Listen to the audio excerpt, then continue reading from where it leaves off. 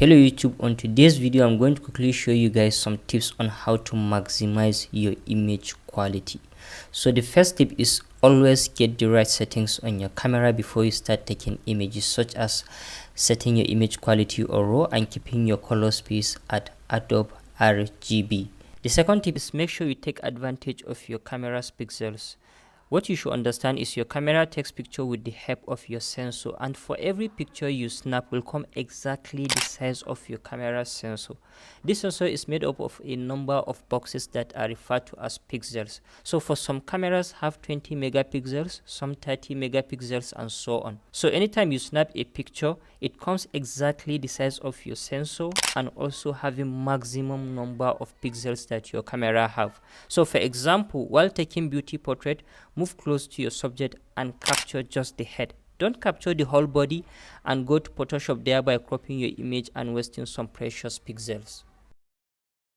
Number 3 is make sure the settings of your Photoshop is correct, such as keeping your color space at Adobe RGB 1998 and your image is set to 16-bit. You can do that when you take your raw image into Camera Raw by clicking here.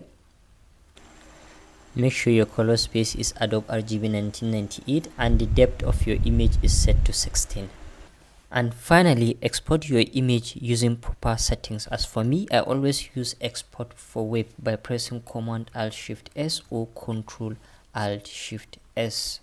And also I always use PNG24 to export my images because it doesn't allow social media compression like JPG. And then this is where you come and convert your color space to Adobe sRGB so that it will be compatible for web and mobile phone and other devices.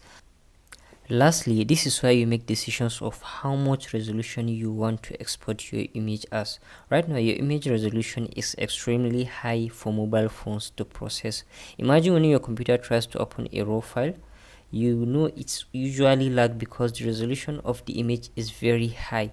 But using softwares like Photoshop makes it easier for your computer to process your images. Now, since this image is going to my mobile phone, I usually take down the resolution between 1500 to 2000. But if the image is going to be printed maybe on a billboard, then you can take the resolution even much higher. Then I hit enter and then it should process, and then I lastly click save and export my image.